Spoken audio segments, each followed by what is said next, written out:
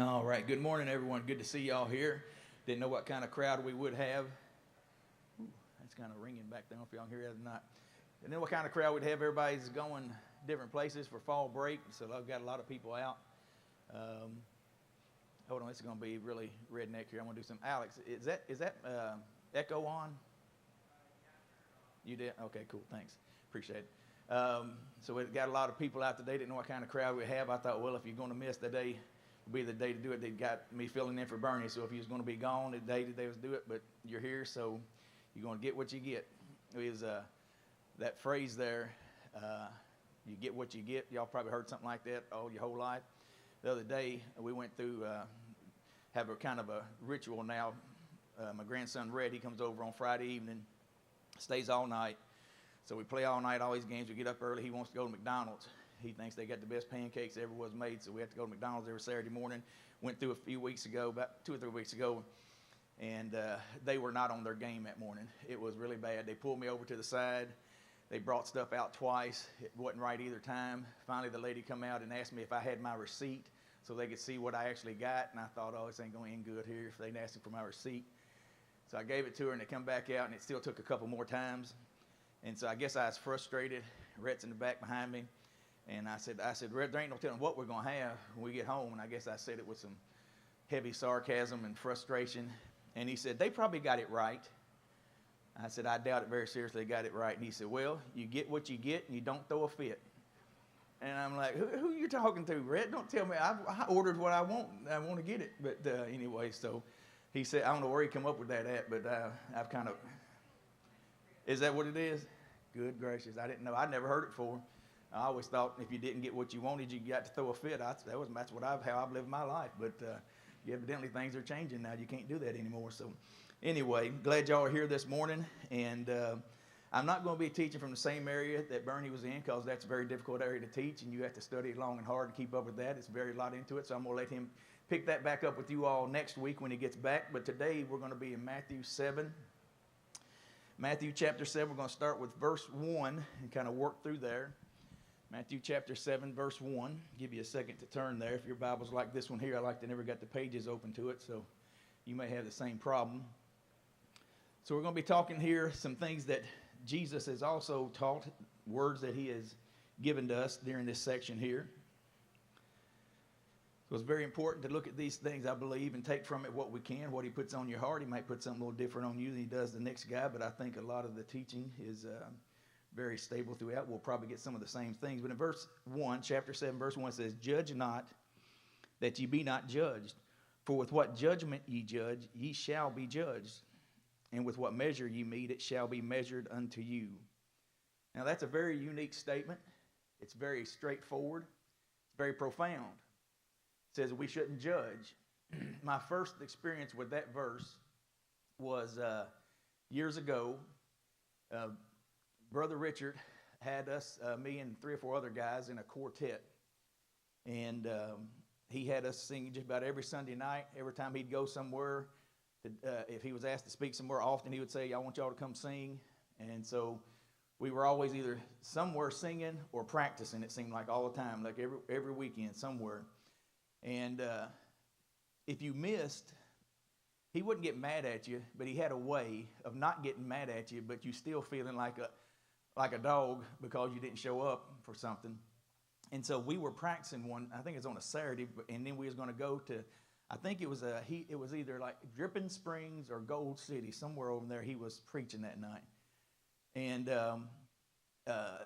it'd be one thing if I told him, Brother Richard, Freda has broke her leg and she's in really bad shape and I got to take her to the hospital. He would probably be understanding about that. But anything outside of an emergency like that, he was going to either punch me in the chest or give me that look where he'd fold his arms and kind of cock his head sideways. So I did the honorable thing. Instead of calling him, I went by the office when I knew he wasn't there, went up the back steps and left him a note on his desk. That way I didn't have to verbally talk to him and have him get on me. And so I was trying to be funny, like most time, and like most time it probably wasn't that funny, but I said, Brother Richard, I've got something come up. I'm not going to be able to be here. I apologize. And then I put under it Matthew 7:1. I thought that was funny. Brother Richard, please don't judge me for this, but I got something. I thought that was kind of not funny, not hilarious, But he took it serious, and he called me back. He said, Brother Chris, why would you think I would judge you for that? And I mean, he was really tore up about it, that I insinuated he was going to be judgmental toward me for something like that, or critical or something. And I had to finally explain to him, Brother Rich, that was my weak attempt to be funny. But when we look at this verse here, it says you can't judge. You're not supposed to judge. So none of you can judge. It says right here, you can't judge anything. Don't judge anything at all. Or around here we'd say, don't judge nothing. Is that right? Can't judge anything at all. Anybody got any ideas about what maybe, if there's exception to not judging, what would that be?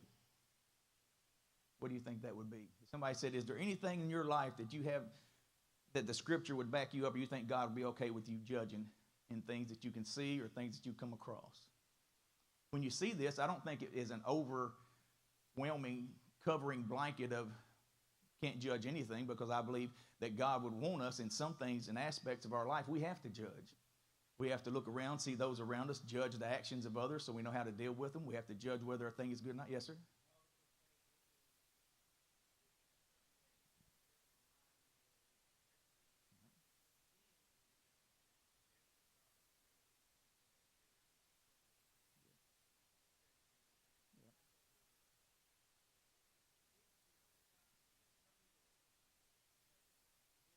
Right, right,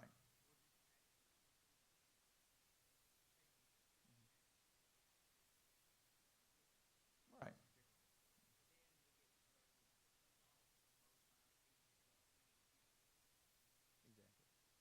And I think you hit it right on the head. There's a difference between, there's not even a fine line between. There's one thing about being judgmental of saying, I want to do what's right. I want to try to look at this situation, parse it out. Is that something I should be involved in? Is that something I need? Is this a fellow that I need to associate with? And that sort of thing, as opposed to being critical, as opposed to being mean, as opposed to standing on a stack of your principles and then looking at others that don't have those same principles and pointing your finger at them. There's a line there that we don't want to cross. We don't want to be judgmental, because there's not too many people that react to that well. If you're trying to influence someone to maybe come to church, or if they've got something going on, you know they're not saved, and you're trying to maybe plant some seed in their life, you don't really plant seed real well when you got your finger pointed at somebody. Most people don't accept it that way. So when he says, judge not, that you be judged, it starts to turn the corner. It says, because with the same judgment you offer out, the same judgment you're giving people is the same judgment that you're going to have to deal with.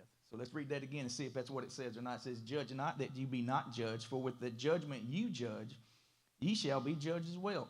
And with that, and with what measure ye meet, it shall be measured unto you.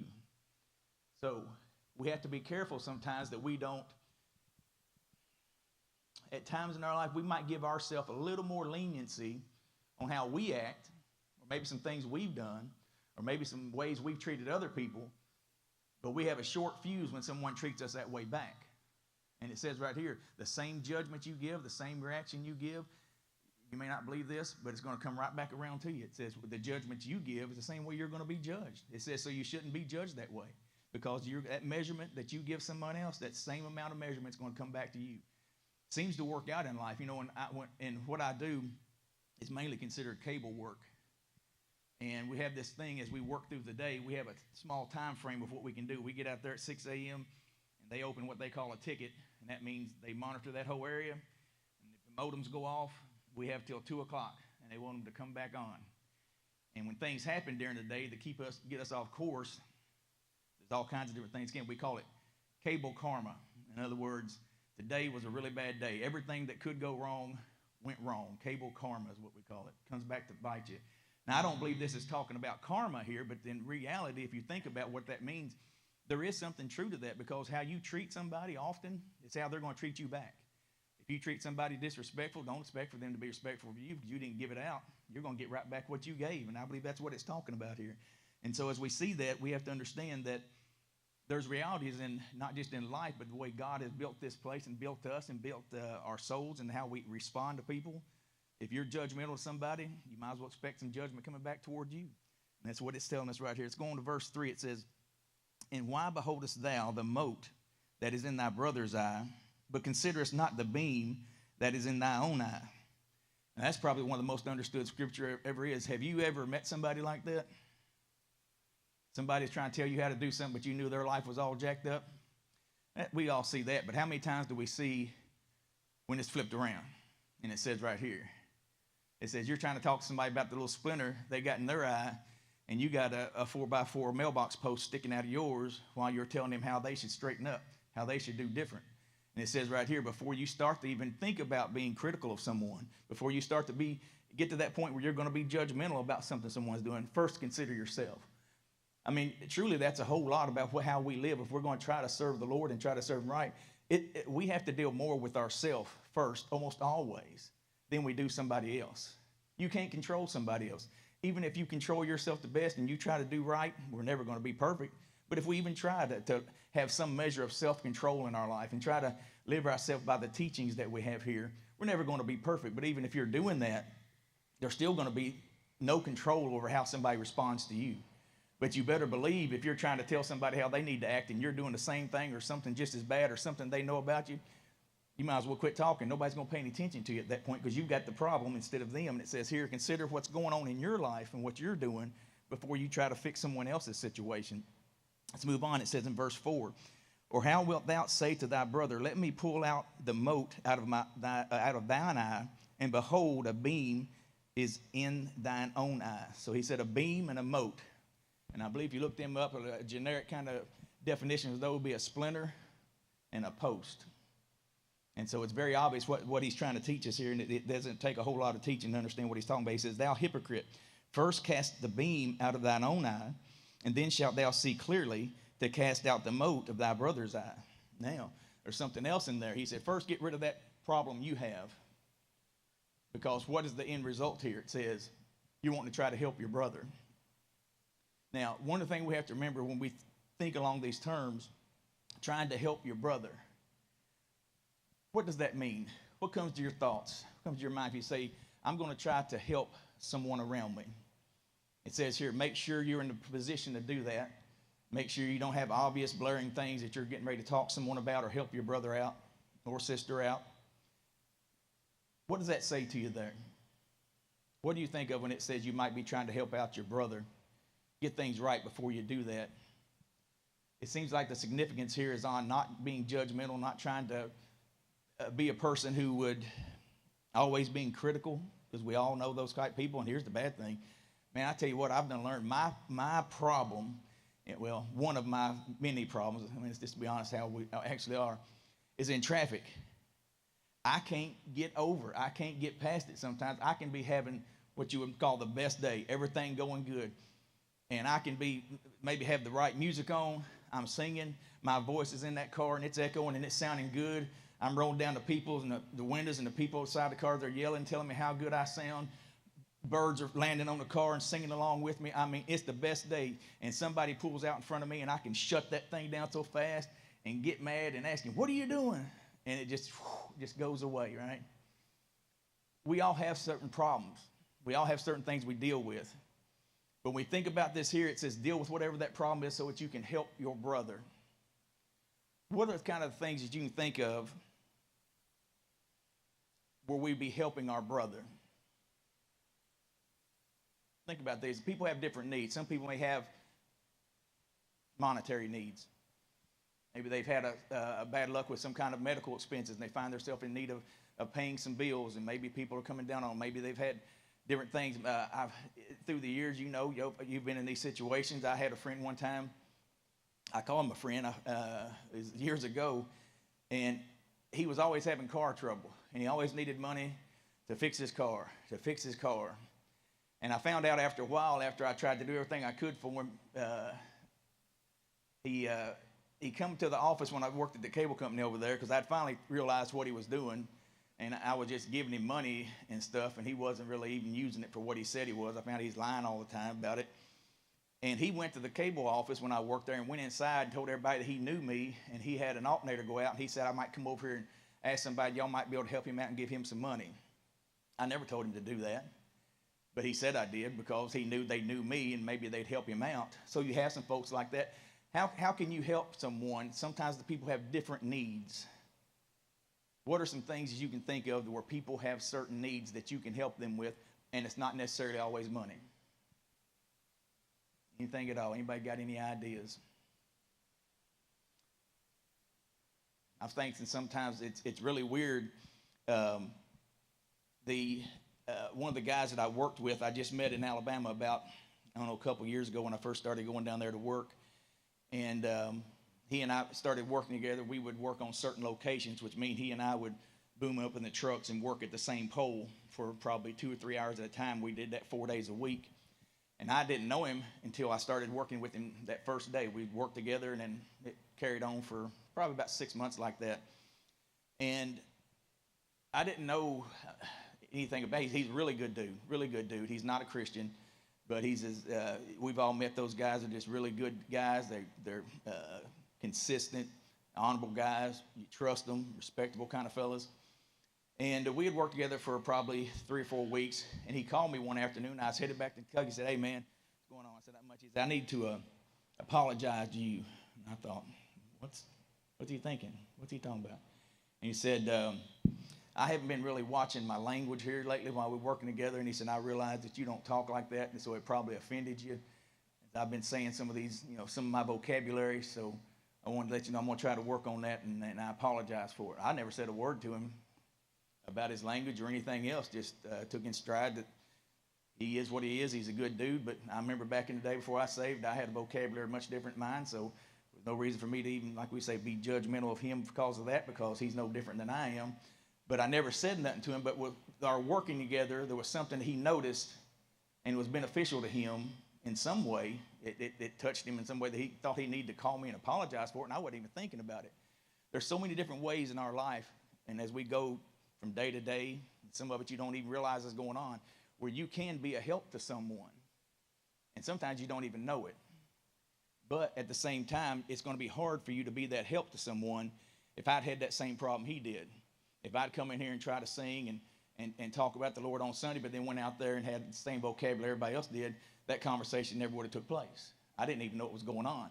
But if I had that same post sticking in my eye and then would have said something to him, well, it would have been nothing to him.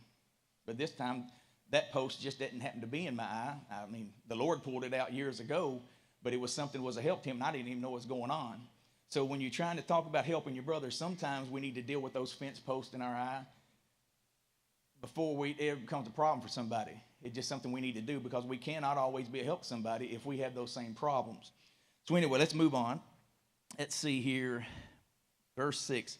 Give not that which is holy unto the dogs, neither cast ye your pearls before swine, lest they trample them under their feet and turn again and rend you.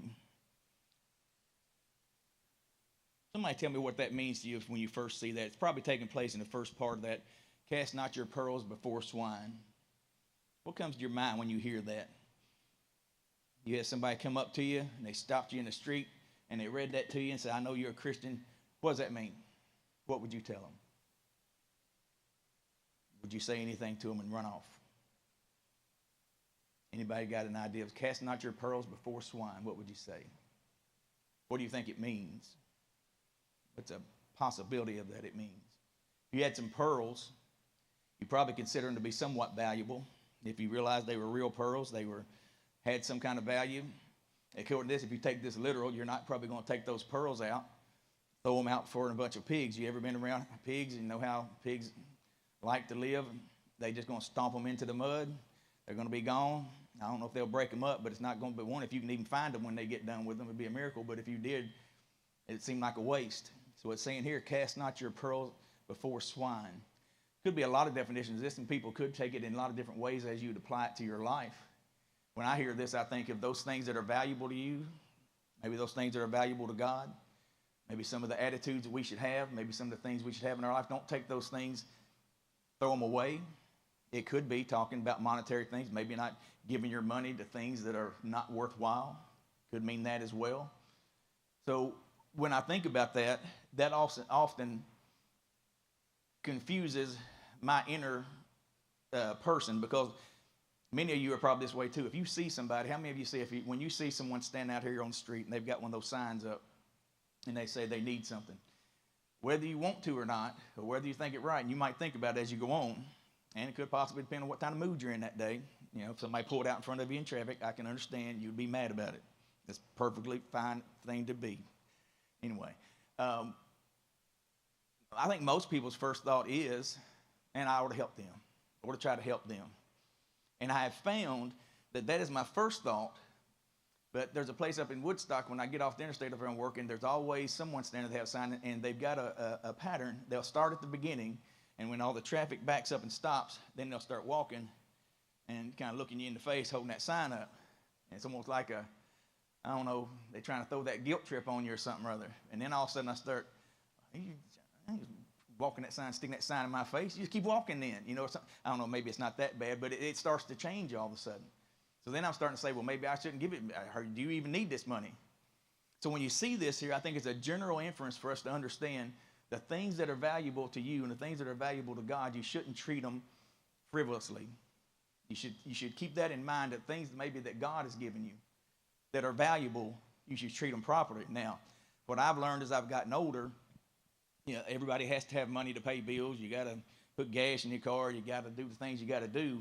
But as you get older, I think your opinion of things starts to change, that although we have to have money to exist and to take care of things, those things that are valuable start to change a little bit. People in your life are more important sometimes than monetary things. Being a part of something is maybe time spent with friends, time spent with families, time spent at church. Different things can be valuable to you that you shouldn't throw away or treat frivolously. And it may not always be money. I mean, spending time with your family. I've got a situation this week I'm probably going to need therapy over. I'll probably schedule something this week. 2 months ago, my daughter came and said, Dad, can you find us a place to stay? We're all going to take a family trip on fall break. Now, you remember that. This is fall break, right? We're going to take a trip on fall break. We're going to go down. All of us going to go to Smoky Mountains in Gatlinburg like we like to go. I said, all right, that's good. And then they found out in a certain period of time that there was some other of their friends, they're going down to Panama City Beach for the week for fall break. Then I get the new, in our corporate meeting, when we have our corporate meeting and everybody brings their minutes to the table, things have changed, Dad. We're all going on a girls' trip down to Panama City, and you'll be going on back to work while we go to fall break. Right. So sometimes meetings with family, you want to find out how things are, what are important and stuff like that. When your whole family, I hope they're listening to this, they better be listening. When your whole family runs down to Panama City and leaves you at home, then you start wondering, oh man, I wish I could have spent that time with my family. But no, they're down there, they're having a good time. I'm just being silly. But it is true. Every bit of that's true, though. Every word of it is true, in case they're listening. But those kind of things change as you get older. As you get older, I know there's some things I've said in the past up here that some of y'all said, is that really true? That is true. But as things, when you get older, some of your priorities start to change a little bit. Values start to change. So when you read this here and it says, don't cast your pearls before swine, don't always just put a dollar sign in front of it, because it could mean a lot of different things in your life that are valuable, that you need to hold on to, that you need to put time in on, that you need not to just throw to the side every time, because these things are going to, and I promise you, as you get older, those things start to shift a little bit. So there's a lot of things in our life that we shouldn't cast before swine that we should take care of. Let's move on here. Verse 7 said, ask and it shall be given to you. Seek and ye shall find. Knock and it shall be opened unto you. For every one that asketh receiveth, and he that seeketh findeth, and to him that knocketh it shall be opened. That right there has always been some area that it's really self-explanatory. It says if there's some kind of desire in your heart to do a certain thing or have a certain thing, if it's something that's in God's will and it's not bad for you, you shouldn't just expect it. But it says here that if you ask for it, it says he who knocketh is going to be open to him. So when you read that, what does that mean to you? If you have certain, maybe just goals in life, maybe it could be in different things. Maybe it could be something you feel like you need, maybe your family needs, maybe you need. When you read this section of scripture right here, what does that mean to you concerning things that you don't have? This scripture says, if you ask, if you knock, if you go looking for it, what does that mean? What do you think?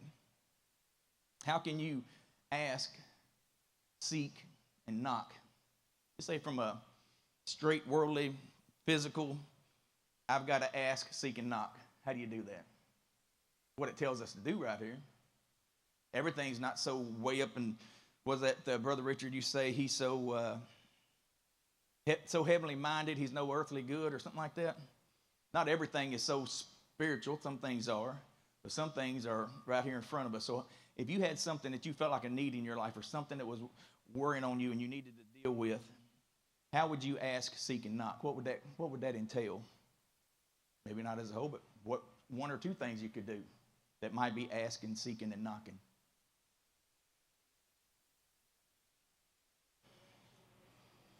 Yeah.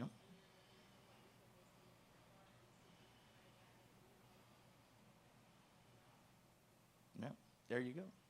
Yeah.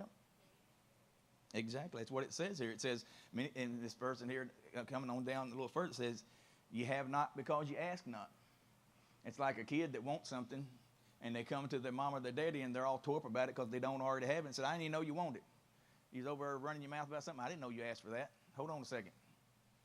We can be that same way. We're a little older, but as that relationship that we have with the Father, sometimes we act the same way. We just think because we know it's a need, and we understand it. God does understand it as well, but there's no reason that we shouldn't be held to that same standard. It says right here, if you need something, ask for it. Pray about it. And if it's something you're praying about, you need to seek it as well. How are you going to seek something? Well, maybe you're saying, I need to make a little more money at work. They got a job coming up. I need to seek that job. I need to work toward that job. I need to try to do that. Or I've got a car out here that's messed up, and one of my family members needs it. Well, I need to try to figure out how to get it fixed for them. Some of these things are just down-to-earth practice, and when you see in your life that you need it, sometimes you just got to ask for it. Then you got to seek it. You got to go out and work toward it. And then if there's things you can do physically, it says knock. Well, knocking it sounds like a very physical act. There might be something physically you need to do. You may need to go talk to somebody about something. You may need to go consult with somebody about something or ask somebody. So it says here there's a lot to the things that sometimes we shouldn't complain if we have a need, but we never do anything about it to try to get that need met. Sometimes people will come along just because they know you have a need, and they may take care of it for you.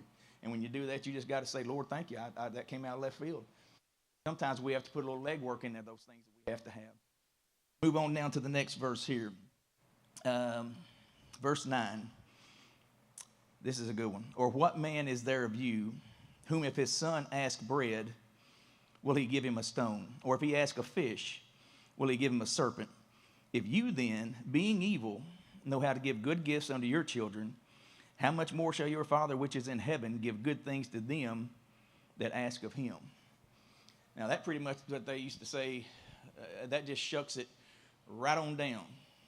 And it pretty much says, if you think that with your children and those young people that you may be over the administering to or however, if you know what's good for them and you know how to give what you think is good to them, and it says here, and you being evil. Now, that kind of hurts for a second if you think about that, because right here he said that every one of y'all is evil. That's what he said. You doubt it? It's right there. It says y'all evil. He said I was evil too, but thought I'd give it to y'all first, and then I'd point the finger back at me. He says we're all that way. Now, does that mean we're evil to our core? That's not what it's saying here. It doesn't seem that everything you do is evil. But he's saying you're a sinner. He's saying you don't even have the mind of God, that God wants to give his children good things. But you, having children, always want to do for your children the best you can. If you see one of your children that has a need, you're going to do whatever you can. Some of y'all been in that spot when you've seen your kids or someone, or maybe it might not be any one of your kids. It might be a niece or a nephew or a kid from across the street. But when you see your children or a child in need, you want to help them. You want to do what you can for them.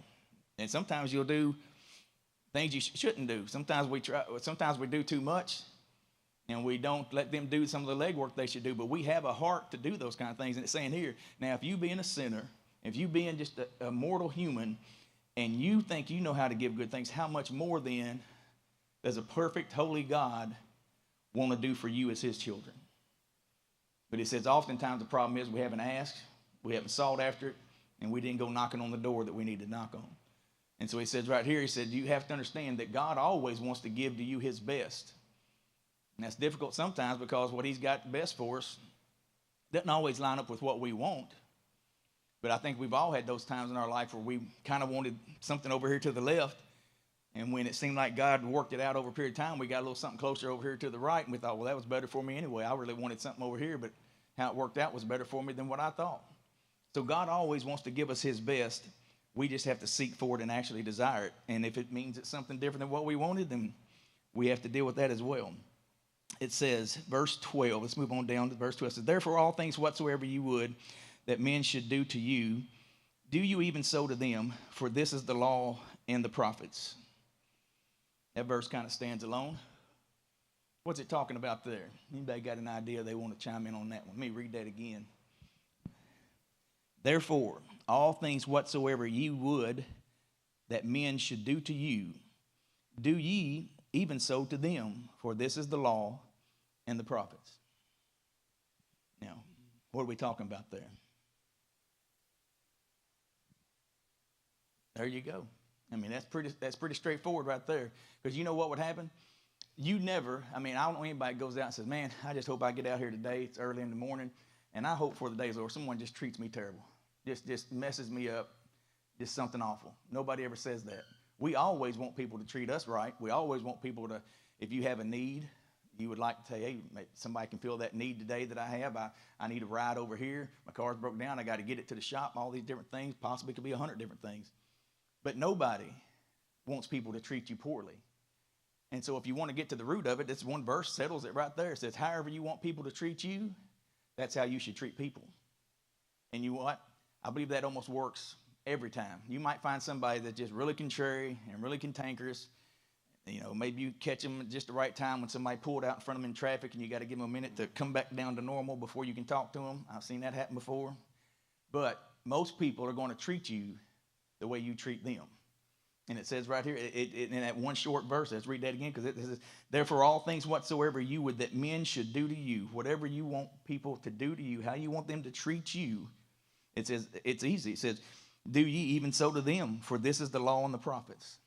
We have to remember that as we go through our days every day, that if you encounter somebody, and this is true too, you can even take that, if you come up and say you're encountering someone and they're, say they're being ornery that day to you. Have you ever had a situation where you talk somebody out of that by being nice to them? It happens. It works. Not every time, but sometimes. There you go. A smile goes a long way. A thank you goes a long way. Sometimes you might compliment somebody that don't deserve it. Maybe you give them a fake lie compliment, but you changed their days and changed how you related to them. I don't know if y'all see these or not. I'm probably telling on myself here, but when I drive back and forth to Atlanta, the thing that makes that trip go much faster, and it's probably ruining my whole mind, is I'll sit there with my earbud in, and I get on like the Facebook reels, and it's just one video after another, and some of them are interesting and some of them are stupid. There ain't no way around it.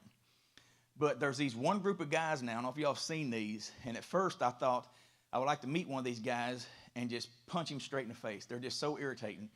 And then as I got to watching them, I'm kind of coming around a little bit. And what they are is, have y'all ever, anybody seen these First Amendment auditors? Y'all know what that is? Anybody? That's bad on me, ain't it? All right. Anyway, these guys will go and they found a way, and what they're trying to do is they feel like as we've gotten older, the younger generations don't care about their rights. They don't even know what their rights are, that the Bill of Rights is here, and they feel like, you know, government and other people are just trouncing on those rights, and they are trying to, in a way, it seems, help people understand there is a Bill of Rights, and you have the right for this. You have the freedom of religion, freedom of the press, freedom of speech, and they're going through those things. And one way they're bringing it to the surface, and it's a very difficult way that they're doing it, but it's very effective, is they'll take a camera, 2 or 3 of them, and they'll go into a public setting of some kind. And the law reads, have you seen those? Anybody seen those now? Where they'll just set up a camera and film people. And with the First Amendment is freedom of the press. If you call yourself, I'm an independent journalist, freelance, and I'm just getting some video and pictures for a thing I'm doing. By the law, you have the right to do that. As long as you're in a public, you can't be in a private property, but if you're in a public area, the law reads you can do that. Some people will walk past that camera and say, hey, how you doing? No problem at all. Other people will lose their mind. Well, you can't film me. Don't you film me. They'll smack the camera down. They'll come do all kinds of stuff, and everybody generally ends up calling law enforcement. And law enforcement, then when it first started these, what they were trying to show is that a lot of law enforcement wasn't even privy to some, or up on the fact that this is a legal activity that they can do. And so they brought that around, and now most police departments understand what they're doing and understand what the process is there. And so they're in on what's going on as well.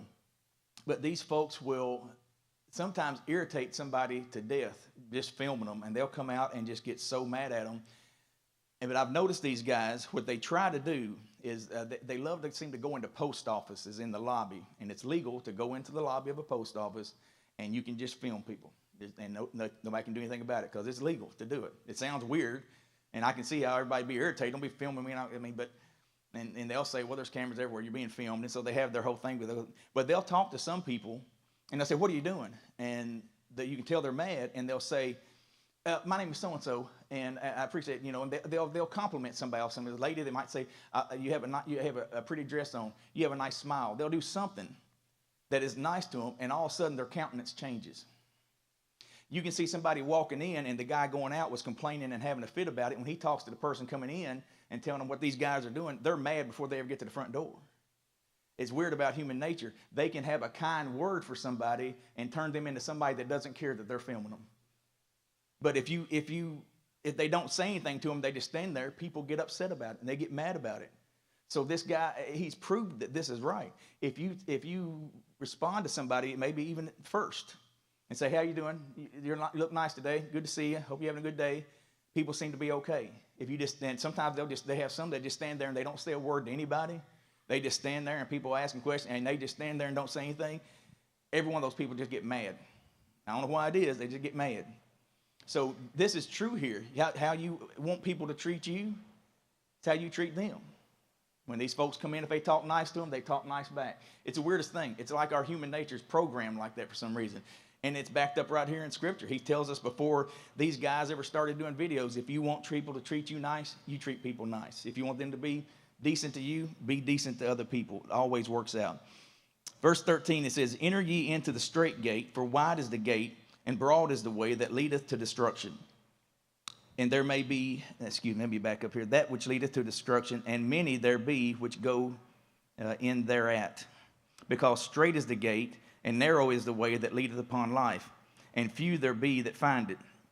Now, I'm going to go and read this next verse here. It kind of goes together. It says, beware of false prophets, which come to you in sheep's clothing, but inwardly they are ravening wolves. And we'll carry on there just 1 second, but stop there for a minute. Wolves in sheep's clothing. Tell me one place you think in our society, maybe a group of people, occupation of people, certain places in our society or certain individuals, maybe not by name, but maybe by what they do, that we may have a problem where oftentimes there are people involved in things that would fit that bill. They look like sheep, but they're really wolves. Where do you see that at? Maybe people that are doing things for not the best of reasons. Maybe they're doing things because of financial gain. They're able to pull the, so to speak, the wool over people's eyes. Where do you see that in our society today, do you think? What's an example or two of that? Say? Definitely. Sir, what'd you? Oh, good one there. Good one there. Both those are good. And I think that really you might have the top two right there. You see a lot of politicians that way. I've gotten more cynical about politicians. I mean, I guess a lot of people have always said that, but in the last 15 or 20 years, it makes you wonder what in the world are those people that we send to Washington, what are they really doing?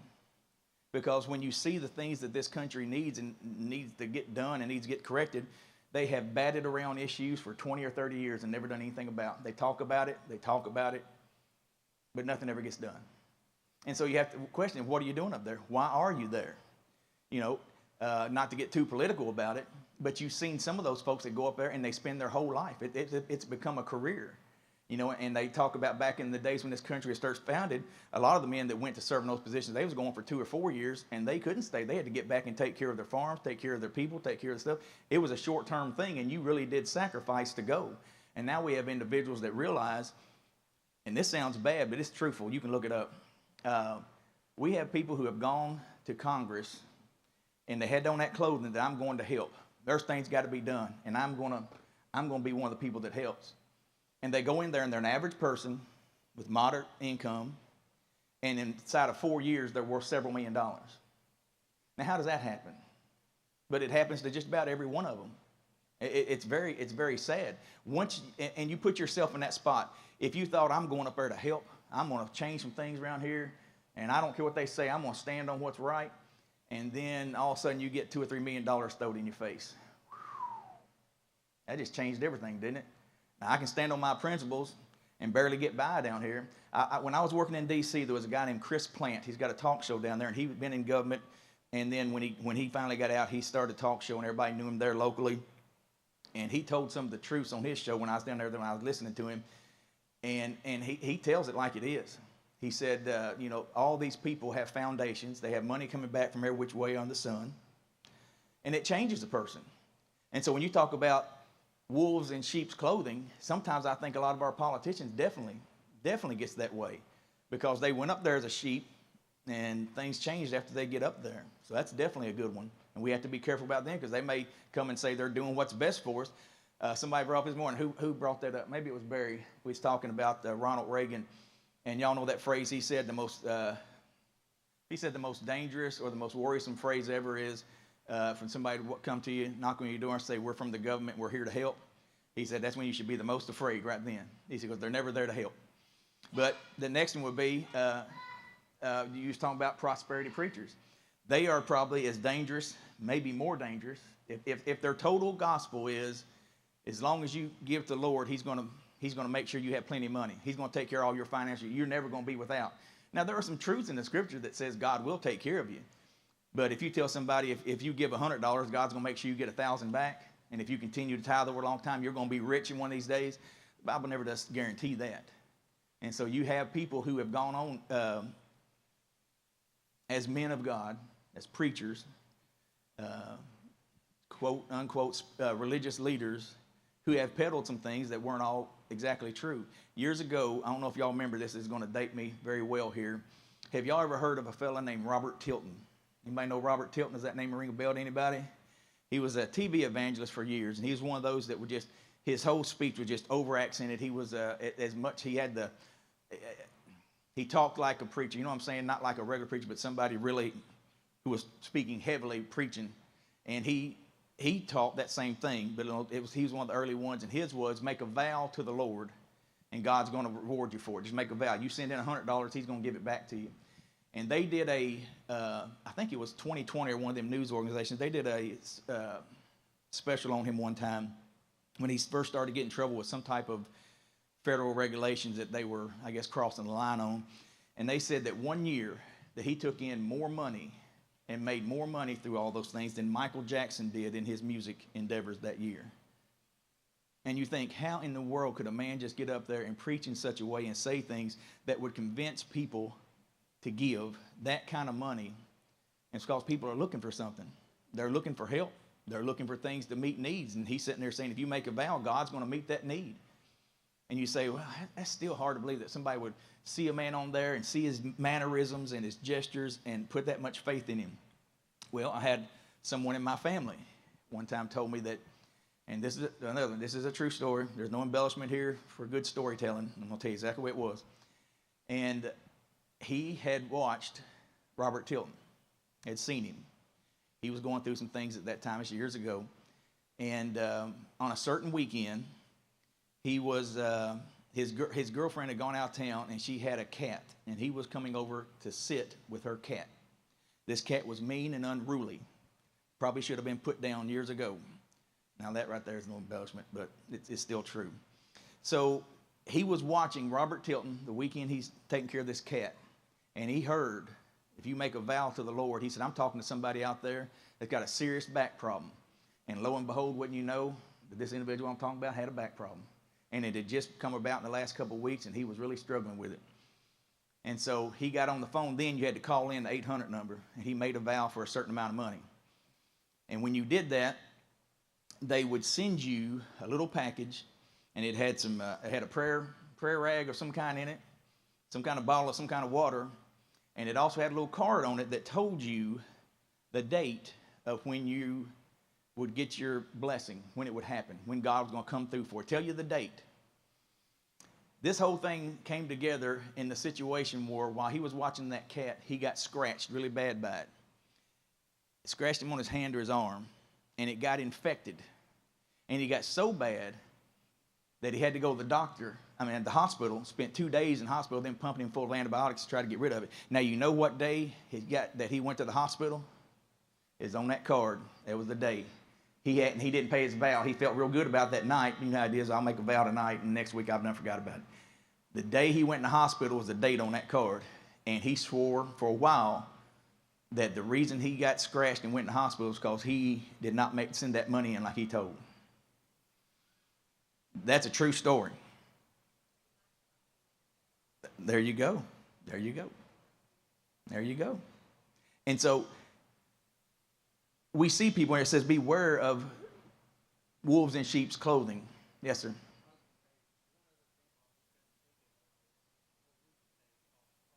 Yes, sir. It mentions them in the next couple of verses. You're right.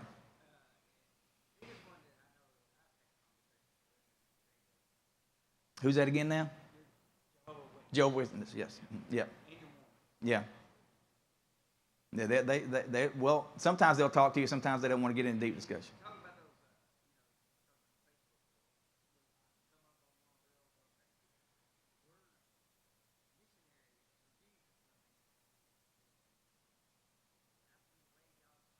Yeah.